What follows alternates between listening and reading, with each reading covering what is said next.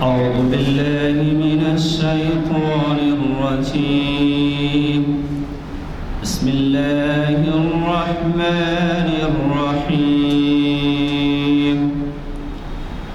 أفحسبتم أنما خلقناكم عبثا وأنكم إلينا لا ترجعون فتعالى الله الملك الحق لا إله إلا هو رب العرش الكريم. ومن يدع مع الله إلها آخر لا برهان له به فإنما حسابه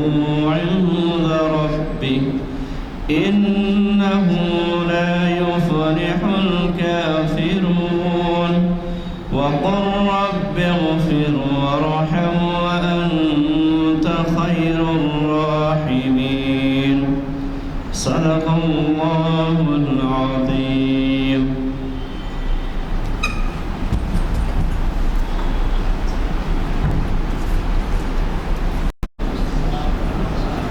آج 9 اکتوبر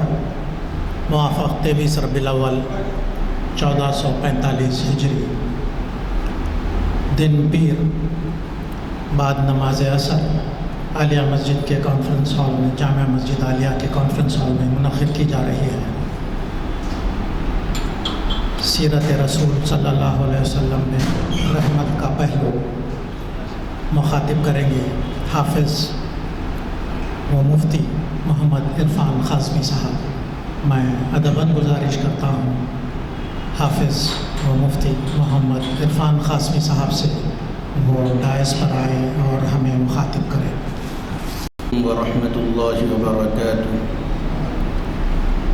بسم اللہ الرحمن الرحیم۔ الحمد للہ وکفى وسلام علی عباده الذین اصطفى، اما بعد فاعوذ باللہ من الشیطان الرجیم۔ بسم اللہ الرحمن الرحیم۔ وما ارسلناک الا رحمة للعالمین۔ وقال النبی صلی اللہ علیہ وسلم انما انا رحمة مہداة، او کما قال علیہ الصلاۃ والسلام۔ سب سے پہلے مشیت کے انوار سے نقش روئے محمد بنایا گیا۔ سب سے پہلے مشیت کے انوار سے نقش روئے محمد بنایا گیا، پھر اسی نور سے مانگ کر روشنی بزم کون و مکاں کو سجایا گیا۔ وہ محمد بھی احمد بھی محمود بھی، ذات مطلق کا شاہد بھی مشہود بھی، علم و حکمت میں وہ غیر محدود بھی، ظاہراً امیوں میں اٹھایا گیا۔ اس کی رحمت ہے بے حد و بے انتہا، اس کی شفقت تخیل سے بھی ماورا۔ اس کی رحمت ہے بے حد و بے انتہا، اس کی شفقت تخیل سے بھی ماورا۔ جو بھی عالم جہاں میں بنایا گیا، اس کی رحمت سے اس کو سجایا گیا۔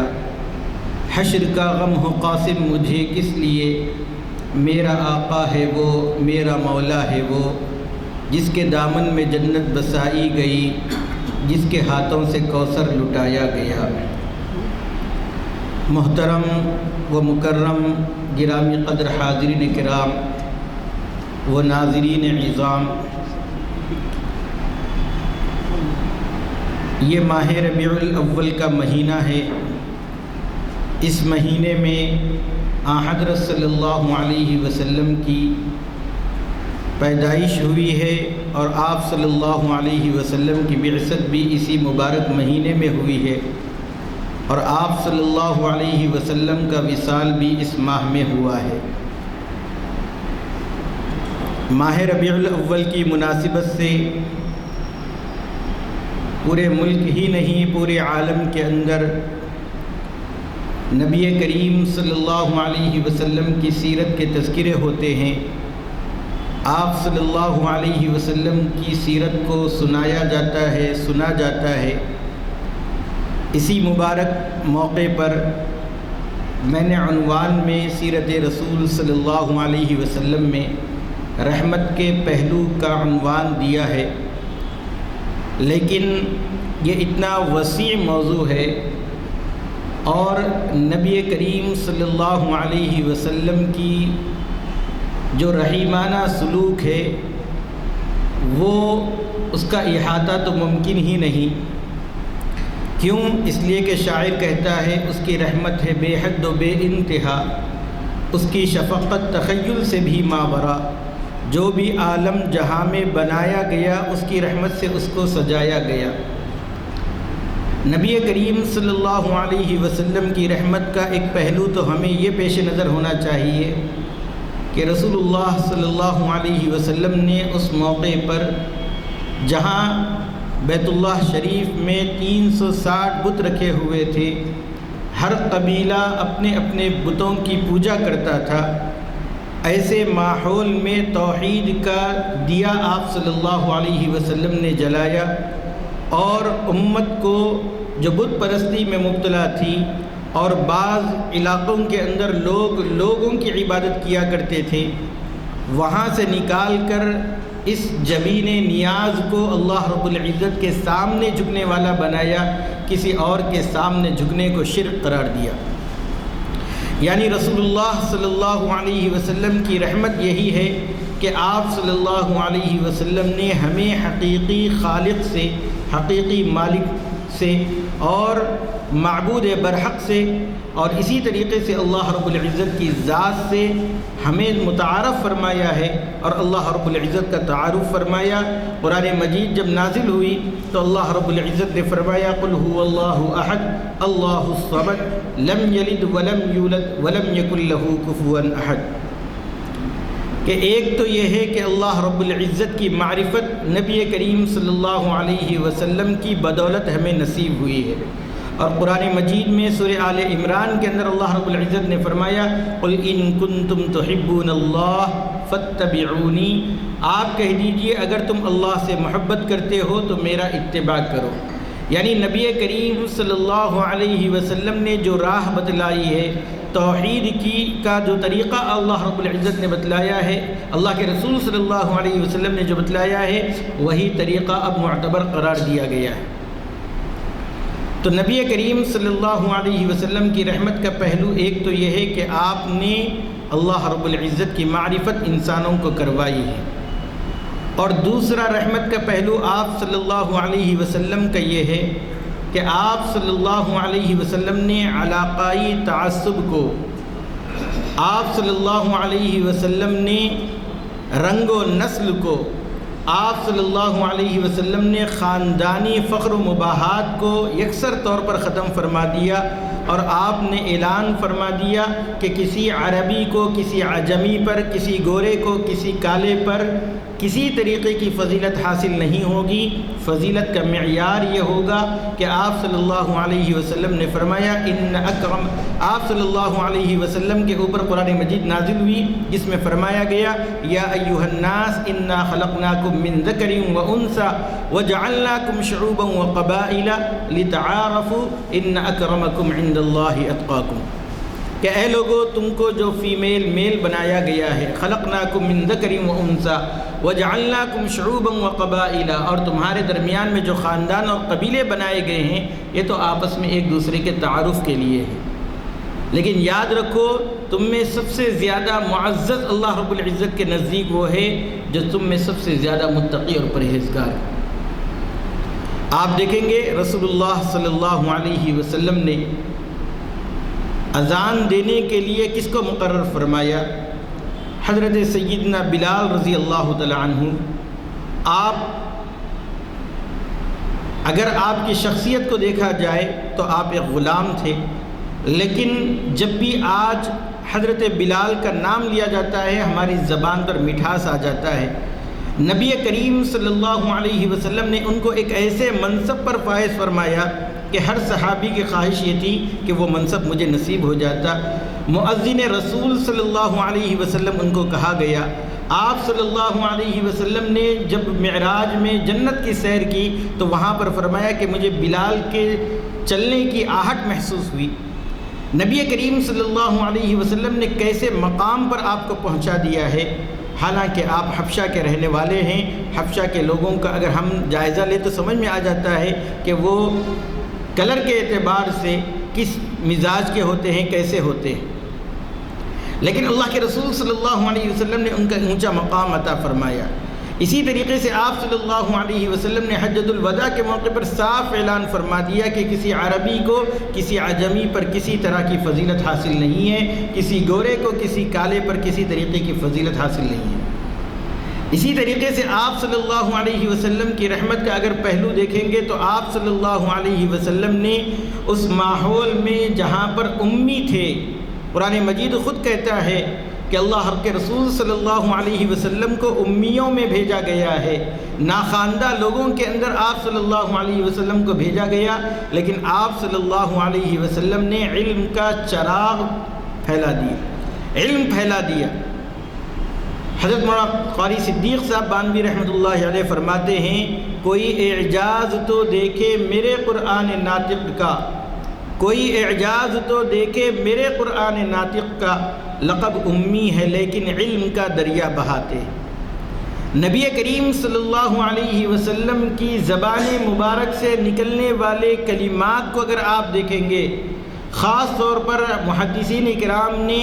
جوامع الکلم کے نام سے نبی کریم صلی اللہ علیہ وسلم کے چھوٹے چھوٹے کلموں کو مرتب کیا ہے، اور ان میں معانی کے اعتبار سے اگر غور کیا جائے تو دنیا بھر کے علوم اس کے اندر شامل ہو جاتے ہیں۔ حضرت امام شافعی رحمۃ اللہ علیہ کے بارے میں آتا ہے کہ نبی کریم صلی اللہ علیہ وسلم کی حدیث کا ایک ٹکڑا، یا ابا عمیر ما فعل النغیر، آپ صلی اللہ علیہ وسلم حضرت انس رضی اللہ تعالی عنہ کے گھر جایا کرتے تھے۔ ان کے ایک چھوٹے بھائی تھے، ان کے پاس ایک پرندہ تھا۔ اللہ کے رسول صلی اللہ علیہ وسلم اس بچے سے مذاق کیا کرتے تھے، لیکن کچھ دنوں میں وہ پرندہ مر گیا تو آپ صلی اللہ علیہ وسلم اس بچے کو چھیڑتے ہوئے فرماتے تھے، یا ابا عمیر ما فعل النغیر، کہ اے ابو عمیر نغیر کے ساتھ کیا ہوا، یعنی وہ تمہارا پرندہ جس کے ساتھ تم کھیلا کرتے تھے اس کا کیا حشر ہوا ہے۔ عام طور پر جیسے بچوں کے کھلونے ٹوٹ جاتے ہیں تو جانے والے ماموں چچا وغیرہ بچے کو چھیڑتے ہیں اور اس سے اس کا تذکرہ کرتے ہیں، جو وہ بچے کو محبوب کھلونا ہوتا ہے اس کے بارے میں سوال کرتے ہیں۔ آپ صلی اللہ علیہ وسلم نے بھی اس جملے کے ذریعے سے ویسے ہی مذاق کیا تھا، لیکن حضرت امام شافعی رحمۃ اللہ علیہ نے اس جملے سے 100 مسائل کا استنباط کیا۔ تو اندازہ کیجئے کہ نبی کریم صلی اللہ علیہ وسلم علم کا کیسے دریا بہا رہے ہیں کہ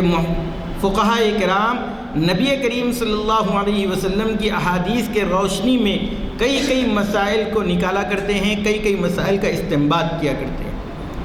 یہ تو ایک عمومی حیثیت سے میں نے رسول اللہ صلی اللہ علیہ وسلم کی رحمت کے پہلو کا تذکرہ کیا ہے، لیکن نبی کریم صلی اللہ علیہ وسلم نے خاص کسی عنوان کے تحت رحمت کا تذکرہ کیا ہو تو اگر ہم اندازہ کریں، اگر ہم تحقیق کریں تو آپ کو میں چیلنج کے ساتھ کہہ سکتا ہوں کہ نبی کریم صلی اللہ علیہ وسلم نے دکھائی دینے والی، نہ دکھائی دینے والی تمام مخلوقات کے بارے میں ایسے واضح ہدایات آپ نے بتلائی ہے کہ جس کی روشنی میں ہم سمجھ سکتے ہیں کہ ہر ایک کے ساتھ آپ نے حسن سلوک کیا ہے۔ چنانچہ آپ دیکھیں گے جانوروں کے ساتھ رسول اللہ صلی اللہ علیہ وسلم کا حسن سلوک کیا تھا۔ بعض مرتبہ جانور نبی کریم صلی اللہ علیہ وسلم کی خدمت میں آ کر اپنے مالک کی شکایت کیا کرتے تھے کہ وقت پر کھانا نہیں دیتے، بوجھ ان کی برداشت سے زیادہ ڈال دیتے ہیں، ان کے اوپر بوجھ۔ نبی کریم صلی اللہ علیہ وسلم مالک کو بلاتے اور ڈانٹتے اور کہتے کہ ان کو وقت پر کھانا دیا کرے اور ان کے اوپر اتنا ہی بوجھ ڈالا کرے جس کی وہ برداشت کر سکتے۔ ایک مرتبہ ایک اونٹ بدک گیا، اور اونٹ جب بدک جاتا ہے، جب اس اونٹ کو غصہ آ جاتا ہے تو اس وقت لوگ اس کے قریب جانا تو دور کی بات ہے، اس کی طرف نظر اٹھا کر دیکھنا بھی گوارہ نہیں کرتے ہیں، لوگ سہمے ہوئے رہتے ہیں۔ ایسے ہی ایک موقع پر رسول اللہ صلی اللہ علیہ وسلم نے دیکھا کہ ایک اونٹ بدک گیا ہے اور لوگ اس کی طرف جانے سے کترا رہے ہیں۔ نبی کریم صلی اللہ علیہ وسلم تنے تنہا اس کے پاس جا رہے ہیں۔ صحابہ کرام نے فرمایا کہ اللہ کے رسول، یہ کتے سے بھی زیادہ بدتر ہو گیا ہے، یعنی جیسے کتا جب کاٹنے پر آ جاتا ہے تو اس کی جو کیفیت ہوتی ہے، اس وقت اونٹ کی کیفیت اس سے بھی زیادہ ہے۔ آپ صلی اللہ علیہ وسلم نے فرمایا کہ کچھ نہیں ہوگا۔ آپ صلی اللہ علیہ وسلم آگے بڑھے، وہ اونٹ نے آپ صلی اللہ علیہ وسلم کو جیسے ہی دیکھا فوراً سجدہ ریز ہوا، حضرت نبی کریم صلی اللہ علیہ وسلم کے سامنے جھک گیا۔ آپ صلی اللہ علیہ وسلم نے اس کو پکڑ کر اس کو اس کے کام پر لگا دیا۔ صحابہ اکرام نے یہ منظر دیکھا تو کہنے لگے کہ اللہ کے رسول، جانور آپ کو سجدہ کر رہے ہیں، ہمیں اجازت دیجیے ہم بھی آپ کو سجدہ کریں۔ اللہ کے رسول صلی اللہ علیہ وسلم نے فرمایا کہ اللہ کے علاوہ کسی کو سجدہ روا نہیں۔ جانوروں کے ساتھ آپ صلی اللہ علیہ وسلم کا حسن سلوک یہ تھا۔ اسی طریقے سے نبی کریم صلی اللہ علیہ وسلم نے یتیموں کے ساتھ جو حسن سلوک کیا ہے، فَأَمَّا الْيَتِيمَ فَلَا تَقْهَرْ، کسی یتیم کے ساتھ ناروا سلوک کو اسلام نے جائز نہیں کہا ہے۔ اور جو لوگ یتیم کا مال ناحق کھاتے ہیں ان کے بارے میں کہا گیا کہ وہ اپنے پیٹوں میں آگ بھر رہے ہیں۔ نبی کریم صلی اللہ علیہ وسلم نے یتیموں کے ساتھ انتہائی مشفقانہ اور کریمانہ برتاؤ کرنے کا حکم دیا ہے۔ نبی کریم صلی اللہ علیہ وسلم نے فرمایا، انا وکافل الیتیم ہاکذا، میں اور یتیم کی کفالت کرنے والا اس طریقے سے ہوگا۔ نبی کریم صلی اللہ علیہ وسلم نے اپنی شہادت کی انگلی اور درمیانی انگلی سے آپ صلی اللہ علیہ وسلم نے اشارہ کیا۔ ایک موقع پر آپ صلی اللہ علیہ وسلم نے فرمایا، مسلمانوں میں سب سے بہترین گھر وہ ہے جس میں یتیم کی پرورش ہوتی ہو اور اس کے ساتھ حسن سلوک کیا جاتا ہو، اور مسلمانوں میں سب سے بدترین گھر وہ ہے جس میں یتیم کی پرورش ہو رہی ہو اور یتیم کے ساتھ برا سلوک کیا جا رہا ہو۔ آپ صلی اللہ علیہ وسلم نے فرمایا کہ خالص لوجہ اللہ، کوئی غرض و غایت نہیں ہے، کوئی دنیاوی دکھاوا نہیں ہے، صرف اللہ کے خاطر اگر کوئی یتیم کے سر پر ہاتھ پھیرتا ہے تو اس کے ہتھیلی کے نیچے جتنے بال یتیم کے آتے ہیں اس بال کے بدلے میں ایک نیکی اس کی لکھی جاتی ہے۔ یتیموں کے ساتھ آپ صلی اللہ علیہ وسلم نے یہ برتاؤ اور صحابہ اکرام رضوان اللہ تعالی علیہم اجمعین کو جو ہدایات دی ہے، جس کے نتیجے میں صحابہ اکرام نبی کریم صلی اللہ علیہ وسلم کی ارشادات کی روشنی میں آپ سے سوال کرنے لگے، وَيَسْأَلُونَكَ عَنِ الْيَتَامَى قُلْ إِصْلَاحٌ لَهُمْ خَيْرٌ، یعنی نبی کریم صلی اللہ علیہ وسلم نے یتیموں کے ساتھ اس درجہ حسن سلوک کرنے اور ان کے مال کو ناحق کھانے سے منع کیا تھا، تو صحابہ اکرام اپنا کھانا الگ بنواتے تھے، یتیموں کا کھانا الگ بنواتے تھے، کہیں ان کا کھانا ہمارے کھانے کے آمیزش کے ساتھ کہیں ہم پر زیادتی نہ ہو جائے۔ پھر اللہ رب العزت نے فرمایا، فَإِن تُخَالِطُوهُمْ فَإِخْوَانُكُمْ فِي الدِّينِ، اگر تم ان کا کھانا ملا رہے ہو، اللہ رب العزت تو نیتوں کو جانتا ہے، کون اصلاح کرنے والا ہے، کس کی نیت میں فساد ہے، اللہ رب العزت جانتے ہیں۔ تو یتیموں کے ساتھ آپ صلی اللہ علیہ وسلم نے حسن سلوک کیا ہے، ان کے ساتھ رحیمانہ سلوک اور برتاؤ آپ صلی اللہ علیہ وسلم نے فرمایا ہے۔ بیماروں کے ساتھ آپ صلی اللہ علیہ وسلم کا حسن سلوک، جب بیمار انسان ہوتا ہے اور خاص طور پر ایسی بیماری جس میں انسان کو بچنے کی امید نہیں ہوتی ہے، ایسے وقت میں وہ پورے خاندان اور پورے محلے والے اور جاننے پہچاننے والے لوگوں کو اپنے قریب محسوس کرنا چاہتا ہے۔ وہ یہ چاہتا ہے کہ لوگ اس کے پاس آئیں، اس کے دکھ درد میں شریک ہوں۔ اللہ کے رسول صلی اللہ علیہ وسلم نے بیمار کی عیادت کرنے کا حکم دیا، بلکہ آپ صلی اللہ علیہ وسلم نے فرمایا، جب تک کوئی آدمی کسی بیمار کی تیمارداری کرتا ہے، اس کی عیادت کرتا ہے، جس وقت تک وہ بیمار کے پاس بیٹھتا ہے، اللہ کے رسول صلی اللہ علیہ وسلم نے فرمایا وہ جنت کے باغوں میں سیر کرتے رہتا ہے۔ اور ایک مسلمان کے دوسرے مسلمان پر جو حقوق اللہ کے رسول صلی اللہ علیہ وسلم نے بتلائے ہیں، اس میں یہ ہے کہ اگر کوئی بیمار ہو جائے تو اس کی عیادت کرے۔ عیادت کرنا نبی کریم صلی اللہ علیہ وسلم کی سنت ہے۔ آپ صلی اللہ علیہ وسلم صحابہ کرام کی بھی عیادت فرمائے ہیں، اور جو یہودی آپ صلی اللہ علیہ وسلم سے تعلق رکھتے تھے یا کوئی کسی مشرک کا آپ سے تعلق تھا، کسی بھی طرح کا تعلق تھا، اور اس کے بیماری کی اطلاع ہوتی تو آپ صلی اللہ علیہ وسلم اس کے پاس پہنچتے، اس کی عیادت کرتے۔ بلکہ عیادت کے آداب اور عیادت کرتے وقت مریض کو کس درجہ حوصلہ افزائی کرنی چاہیے اور اس کو اس بیماری سے نکلنے کی راہیں اس کے سامنے بتلانی، اور اس کو اس بیماری میں کچھ حرج نہیں ہوگا، لا بأس طہور انشاءاللہ۔ اور اسی طریقے سے اللہ کے رسول صلی اللہ علیہ وسلم نے دعائیں سکھلائی ہیں کہ ان دعاؤں کا اہتمام اس مریض کے پاس کرنا چاہیے۔ اسأل اللہ العظیم رب العرش العظیم ان یشفیک، اللہ کے رسول صلی اللہ علیہ وسلم نے دعا سکھلائی ہے کہ بیماروں کی عیادت کیا کرے۔ تو یہ آپ صلی اللہ علیہ وسلم نے بیماروں کے ساتھ حسن سلوک کیا ہے۔ اسی طریقے سے آپ صلی اللہ علیہ وسلم نے ماتحتوں کے ساتھ، یعنی اپنے ساتھ کام کرنے والے، اگر ہم کسی جگہ پر کمپنی کے مالک ہیں تو اپنے ملازمین کے ساتھ، یا ہم گھر میں بڑے ہیں تو اپنے ماتحتوں کے ساتھ کیسے رہنا چاہیے، اس کے بھی اللہ کے رسول صلی اللہ علیہ وسلم نے حقوق بتلائے ہیں، آداب بتلائے ہیں۔ نبی کریم صلی اللہ علیہ وسلم نے اپنے غلاموں کے ساتھ کیسا برتاؤ کیا ہے، آپ کو معلوم ہونا چاہیے کہ حضرت زید بن حارثہ رضی اللہ تعالیٰ عنہ یہ اتفاقی طور پر ایک قبیلے میں بچھڑ کر آپ کو وہاں سے کسی طریقے سے اغوا کر کے آپ کو بھیج دیا گیا، آپ اصلاً جو ہے غلام نہیں تھے، اور پھر کئی ہاتھوں سے ہوتے ہوئے نبی کریم صلی اللہ علیہ وسلم کے پاس گفٹ کیے گئے اور آپ صلی اللہ علیہ وسلم کے خادم رہے۔ حضرت حارثہ، زید بن حارثہ یعنی والد جو ہیں، وہ غم کے اشعار بھی کہتے تھے، اور جب ان کو پتہ چلا کہ محمد بن عبداللہ کے پاس وہ غلام ہیں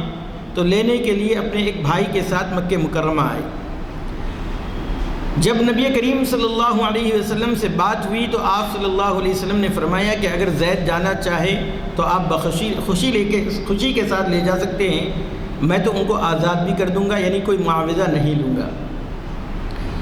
والد اور چچا بہت خوش ہوئے، بلکہ اللہ کے رسول صلی اللہ علیہ وسلم نے حضرت زید بن حارثہ کو بلایا اور بلا کر کہا کہ یہ آپ کے چچا ہیں اور یہ آپ کے والد ہیں، یہ دونوں آپ کو لینے آئے ہیں، اگر آپ جانا چاہتے ہیں تو بخوشی جا سکتے ہیں۔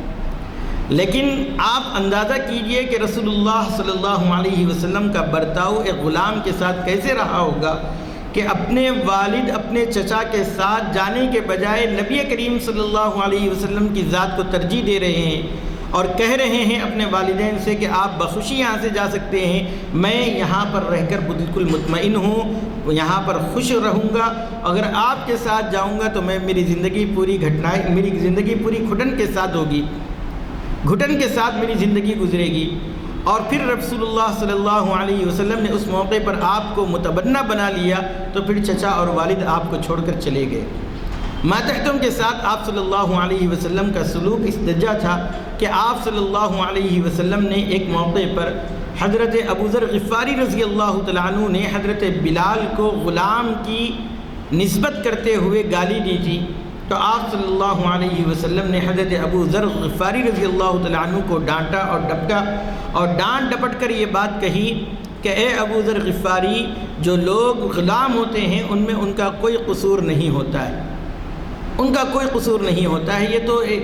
مجبوراً جو ہے کسی کے یہاں فروخت کر دیے جاتے ہیں، دھوکے سے فروخت کیے جاتے ہیں، یا ان کے ماں باپ غلام ہونے کی وجہ سے وہ بھی غلام پیدا ہوئے ہوتے ہیں، لیکن ان کا اس میں کوئی قصور نہیں ہوتا ہے۔ پھر آپ نے ہدایت دی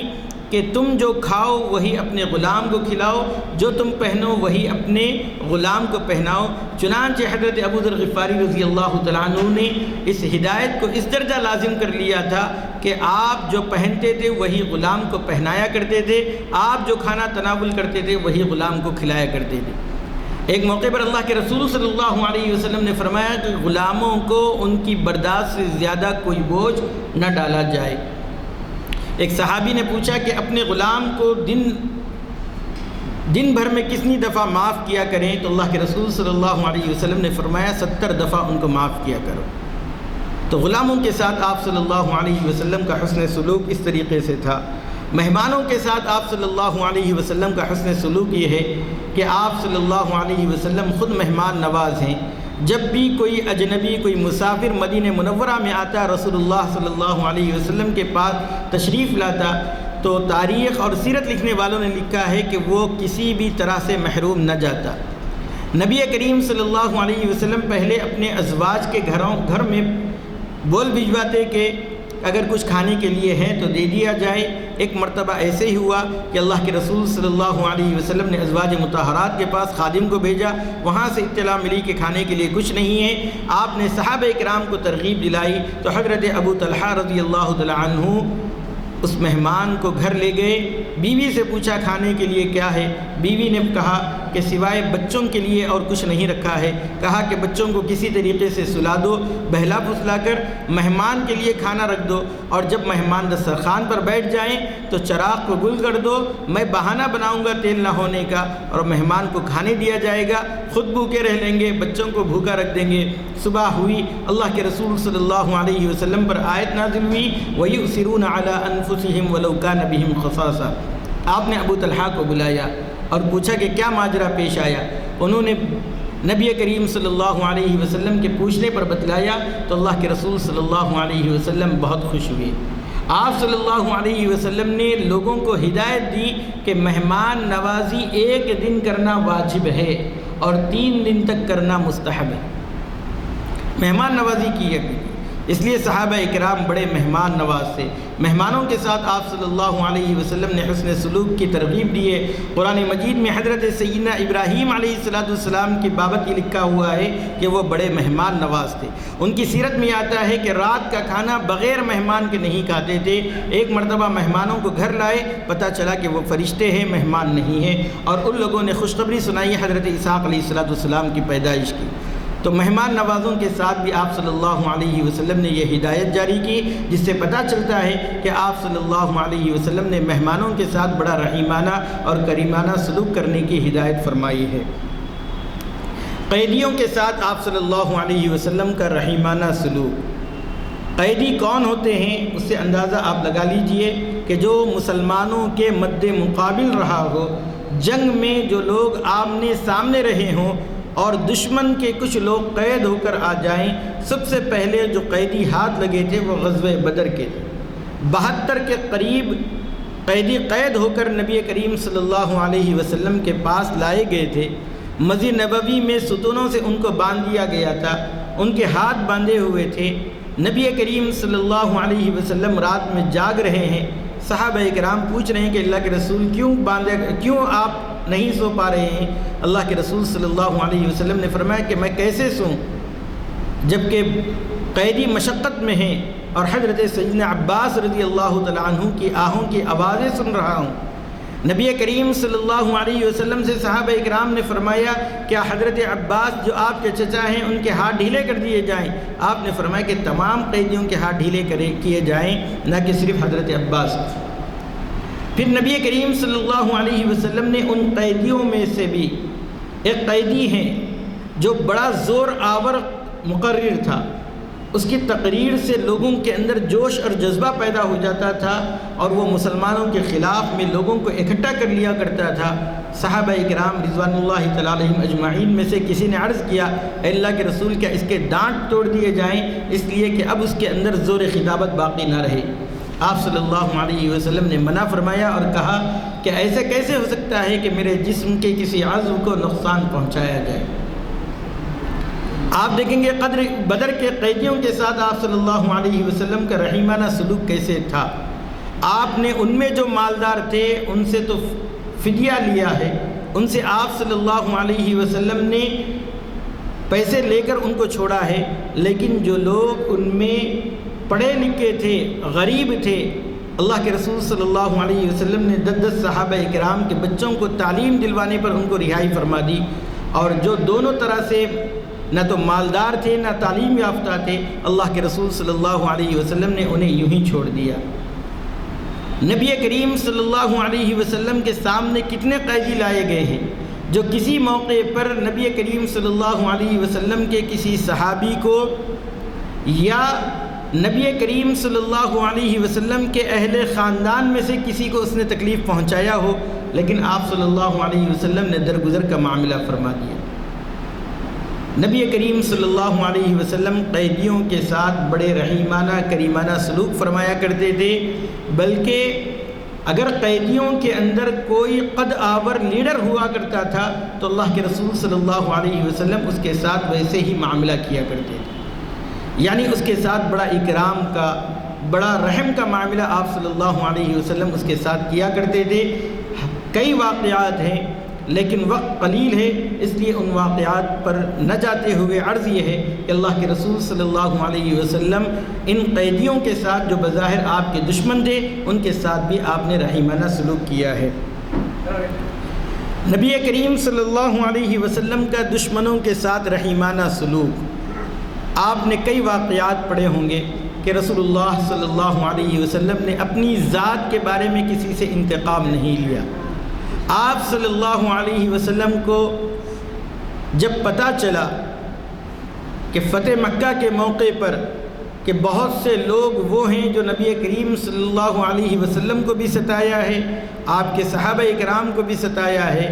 آپ صلی اللہ علیہ وسلم جب مکہ مکرمہ میں فاتحانہ طور پر اندر داخل ہو رہے ہیں، کسی نے اس وقت یہ نعرہ لگا دیا تھا الیوم یوم الملحمہ، آج بدلے کا دن ہے۔ نبی کریم صلی اللہ علیہ وسلم نے فرمایا الیوم یوم المرحمہ، آج رحمت کا دن ہے، بدلے کا دن نہیں ہے۔ پھر نبی کریم صلی اللہ علیہ وسلم نے فرمایا من دخل فی دار ابی سفیان فہو آمن، جو ابو سفیان کے گھر میں داخل ہو جائے وہ مامون ہوگا۔ ابو سفیان نے کہا کہ مکہ مکرمہ کے تمام لوگ میرے گھر میں تو نہیں آ سکتے ہیں۔ نبی کریم صلی اللہ علیہ وسلم نے فرمایا جو مسجد حرام میں داخل ہو جائے وہ بھی مامون ہے۔ لیکن پھر پتہ چلا کہ مسجد حرام بھی اتنی بڑی نہیں ہے کہ مکے کے تمام باشندے اس میں آ جائے، تو پھر آپ صلی اللہ علیہ وسلم نے فرمایا جو اپنے گھر کا دروازہ بند کر کے اندر سے کنڈی لگا لے اس کو بھی امن دیا جاتا ہے۔ نبی کریم صلی اللہ علیہ وسلم حضرت زینب رضی اللہ تعالی عنہا جو نبی کریم صلی اللہ علیہ وسلم کی زوجہ ہے اور آپ مکہ مکرمہ سے ہجرت کر کے مدینہ منورہ آ رہی ہیں، راستے میں حاملہ ہے، راستے میں ایک دشمن نے آپ کے اونٹ کو اچھال دیا جس کی وجہ سے وہ گر پڑی، حمل ساقط ہوا۔ ایسا دشمن آپ صلی اللہ علیہ وسلم کے سامنے کھڑا ہے، آپ نے اس کو معاف فرما دیا۔ حضرت حمزہ رضی اللہ تعالی عنہ کو جس نے شہید کیا، آپ صلی اللہ علیہ وسلم نے نہ صرف ان کو صحابیت کے شرف سے بخشا، آپ نے ان کو معاف فرما دیا اور آپ مسلمان ہوئے، اور پھر وہ کارنامہ انجام دیے کہ آپ نے مسلمہ کذاب کو قتل کیا۔ نبی کریم صلی اللہ علیہ وسلم کے چچا پر ابھارنے والی جس خاتون ہندہ، اللہ کے رسول صلی اللہ علیہ وسلم نے ان کو بھی معاف فرما دیا۔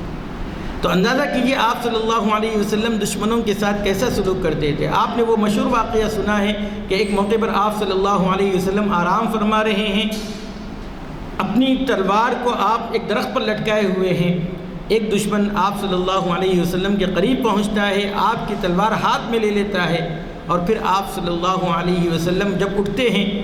اس کی آواز سے تو وہ کہتا ہے کہ اے محمد آج تجھ کو مجھ سے کون بچائے گا۔ نبی کریم صلی اللہ علیہ وسلم کی زبان مبارک سے نکلتا ہے اللہ۔ جیسے ہی یہ کلمہ آپ کی زبان مبارک سے نکلا اس کے ہاتھ پر کپ کپی طاری ہوئی اور وہ تلوار اس کے ہاتھ سے چھوٹ گئی۔ نبی کریم صلی اللہ علیہ وسلم نے وہ تلوار اپنے ہاتھ میں لے لیا اور فرمایا کہ اب تجھ کو مجھ سے کون بچائے گا۔ اس نے کہا کہ آپ بڑے رحیم ہیں، رحیمانہ سلوک کرتے ہوئے میں نے پایا ہے، آپ مجھے معاف فرما دیں۔ تاریخ لکھنے والوں نے لکھا ہے کہ آپ صلی اللہ علیہ وسلم نے فی الفور اسے معاف فرما دیا۔ دشمنوں کے ساتھ آپ صلی اللہ علیہ وسلم کا یہ رحیمانہ سلوک تھا۔ اسی طریقے سے میرے بھائیوں، پڑوسیوں کے ساتھ آپ صلی اللہ علیہ وسلم کا جو رحیمانہ سلوک ہے، پڑوسیوں کے جو حقوق آپ نے بیان فرمائے ہیں، ایک موقع پر آپ صلی اللہ علیہ وسلم نے فرمایا کہ حضرت جبرائیل علیہ السلام مجھے بار بار پڑوسیوں کے بارے میں اور ان کے حقوق کے بارے میں اس درجہ توجہ دلاتے تھے کہ مجھے یقین ہونے لگا تھا کہ کہیں پڑوسیوں کو بھی وارث نہ بنا دیا جائے۔ آپ صلی اللہ علیہ وسلم پڑوسیوں کے ساتھ حسن سلوک کرنے، پڑوسیوں کے ساتھ اچھا رہنے کی بہت تاکید فرمائی ہے۔ پڑوسیوں کے حقوق ادا نہ کرنے والوں پر سخت وعیدیں فرمائی ہیں۔ اسی لیے حضرت ابو سعید خدری رضی اللہ تعالیٰ عنہ کے بارے میں آتا ہے کہ نبی کریم صلی اللہ علیہ وسلم کی اسی مشفقانہ اور رحیمانہ ہدایات کے نتیجے میں وہ ایک مرتبہ جب ان کے پاس بکری کٹی، سالن بنا، آپ روزے سے ہیں، دسترخوان بچھا دیا گیا، پوچھا گیا کہ میرے فلاں پڑوسی کے پاس سالن بھجوا دیا ہے یا نہیں، بتلایا گیا کہ نہیں بھجایا گیا، تو کہا کہ پہلے سالن بھجاؤ، اس کے بعد پھر دسترخوان لگاؤ۔ اس سے اندازہ کیجئے کہ رسول اللہ صلی اللہ علیہ وسلم کی تعلیمات کا اثر جو پڑوسیوں کے بارے میں تھا صحابہ کرام پہ کس قدر ہوا ہے۔ نبی کریم صلی اللہ علیہ وسلم نے فرمایا جس کے پڑوسی مسلمان ہوں، خاندان ہوں، تو اس کے 3 حق ہیں، ایک پڑوسی ہونے کا، دوسرے مسلمان ہونے کا، تیسرے رشتہ داری ہونے کے لیے۔ اور اگر کسی کا پڑوسی مسلمان ہے تو اس کے 2 حق آپ صلی اللہ علیہ وسلم نے بتلائے ہیں، ایک حق مسلمان ہونے کا، دوسرے پڑوسی ہونے کا، اور اگر غیر مسلم ہے تو آپ صلی اللہ علیہ وسلم نے اس کا ایک حق بتلایا ہے۔ وہ حق یہ ہے کہ آپ صلی اللہ علیہ وسلم نے فرمایا کہ اس کے ساتھ اچھا سلوک کرو، اپنے گھر کی دیوار اتنی اونچی نہ کرو جس کی وجہ سے پڑوسی کے گھر میں اجالا نہ رہے۔ اللہ کے رسول صلی اللہ علیہ وسلم نے یہ بھی ہدایت دی ہے۔ الغرض میرے بھائیوں، نبی کریم صلی اللہ علیہ وسلم کا رحیمانہ جو سلوک ہے وہ سلوک انسان، حیوان، بلکہ اگر دیکھا جائے تو اللہ کے رسول صلی اللہ علیہ وسلم نے جنات کا بھی پاس و لحاظ فرمایا ہے اور مسلمانوں کو ہدایت دی ہے کہ وہ ہڈی سے استنجا نہ کرے، اس لیے کہ ہڈی یہ جنات کی غذا ہوتی ہے۔ اللہ کے رسول صلی اللہ علیہ وسلم نے کس درجہ اس کا اہتمام فرمایا ہے۔ ہمیں بھی چاہیے کہ ہم نبی کریم صلی اللہ علیہ وسلم کے رحمت کے ان پہلوؤں کو پیش نظر رکھیں اور نبی کریم صلی اللہ علیہ وسلم نے جو حقوق جن کے بتلائے ہیں ان حقوق کو ہم عمل کرنے والا بنیں۔ اللہ رب العزت سے دعا ہے کہ اللہ رب العزت کہنے سننے سے زیادہ ہم سب کو عمل کی توفیق عطا فرمائے۔ آمین وآخر دعوانا ان الحمد للہ رب العالمین۔ رحمۃ اللہ وبرکاتہ۔ الحمدللہ حافظ مفتی عرفان قاسمی صاحب کا جو ہے لیکچر بیان بہت ہی سبق آموز تھا، ہماری نالج میں اضافہ ہوا، تھوڑا ہمارے معلوم الحمدللہ کچھ باتیں ایسی تھیں جو دوبارہ سننے کو ملی، لیکن آج ان کی زبان سننے سے اس میں کچھ لطف بہت ہی الگ تھا، بہت محظوظ ہوئے ہم۔ ہماری دعا ہے اللہ آپ کی عمر دراز کرے، آپ کو صحت و عافیت کے ساتھ رکھے، آپ کے علم میں ترقی اور برکت عطا فرمائے، ہم تمام کو ایسی محفلیں اٹینڈ کرنے کی توفیق و ہدایت دے۔ آمین یا رب العالمین۔ دعا فرمائیے۔